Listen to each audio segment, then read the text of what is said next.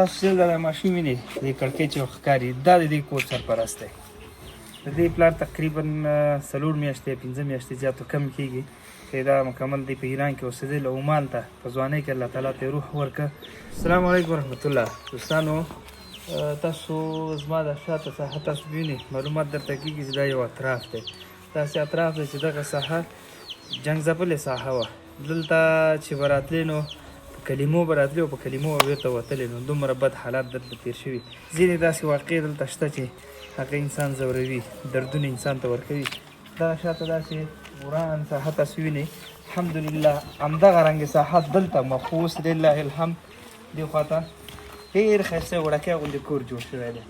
هغه تشناب دی تاسو ته ښکاري او دې خواته د ناستې کوټه ده. هغه سر کې اشپزخانه ده. تاسو چې دا ماشین وینئ دې کړکۍ چې ښکاري دا د دې کور سرپرست دی.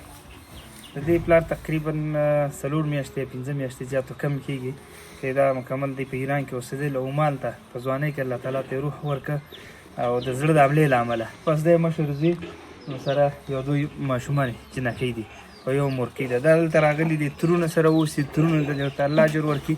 دوی ورته دغه ځای ورکړه او حتی یې دې ځای خط هم موږ ته واخیسته چې دې یتیم ماشوم په نوم باندې دا ځای شو. دلته ورته موږ دا کور جوړ کړ.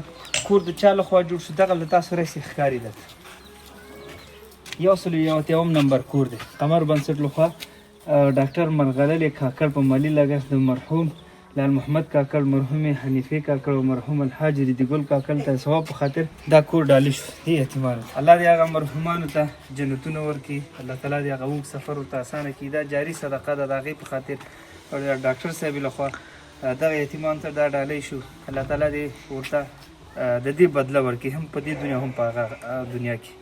نو دا بیانان ورته هم چاپ شوی دی تاسو وینئ. ډاکټر صاحب نوم هم پکې شته دی او دې خواته اشپزخانه ده. راشم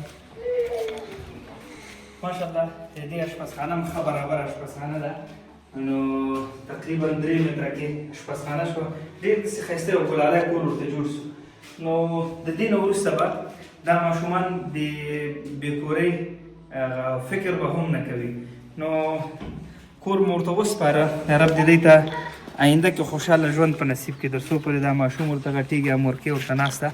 واقعا کله کله سړی سوچ او فکر وکړي ډېره سخته ده. نو تاسو هم غواړئ داسې ما مخکې درته په نورو ویډیوګانو کې هم ویلي دي ډېر داسې بې سرپرسته ماشومان شته دي، یتیمان شته چې هغې سرپناوې نه لري. که چېرته تاسو هم غواړئ د یو کور دغسې ښایسته ډولي غوندې کور د جوړولو مسؤلیت په غاړه واخلئ، موږ به همدغسې نوم هم درته ولیکو. دلته یتیمان شته دي هغې لپاره راځئ په دې اطرافو کې خصوصا په لرو پرتو ولایتونو په لرو پرتو ولسوالیو کې ډېر داسې بې سرپرسته یتیمان دي چې هغې سرپناه نه لري. نو موږ اکثره کوشش کوو چې داسې یتیمانو لپاره ځای جوړ کړو ولې هغه د ملکیت خط هم هغه یتیم په نوم کړو تر څو پورې هغه د کور کې حق پیدا کړي. نو که چېرته تاسو هم غواړئ دغسې یتیمانو سرپرستي په غاړه واخلئ هغې لپاره سرپناه جوړه کړئ. ټلیفون نمبر درته ښکاري، وټساپ نمبر، انلاین مرستو لپاره لینک ښکاري. په دې کې ځانونه ثبت کړئ. څو ملګري سره یو ځای شي تقریبا 1,10,000 افغانۍ باندې دومره ښایسته کور جوړېدی شي په افغانستان کې. نو دا به هم جاري صدقه هم به هغه په دنیا کې ستاسو زړونو ته اطمینان او سکون هم حاصلېږي، په مال کې به برکت هم وي او آخرت لپاره یو بهترینه سرمایه ګزاري ده. دا اوس بسم الله کې موږ سره رابطه کې چې انشاءالله د هېواد ګوټ ګوټ ته به ځو او موږ به دغسې یتیمان پیدا کړو هغې لپاره به سرپناوې جوړو. د قمر سره یو ځای شي انشاءالله سپېڅلی کاروان دی او دې وطن او دې هېواد لپاره به یو څه په شریکه کوو. الله مو خوشحاله لره او هغه ورونه چې مرسته نشي کوی ویډیو سره خپره کړئ تر څو ټولو خلکو ته ورسېږي. ډېره مننه او درنښت. السلام علیکم ورحمت الله.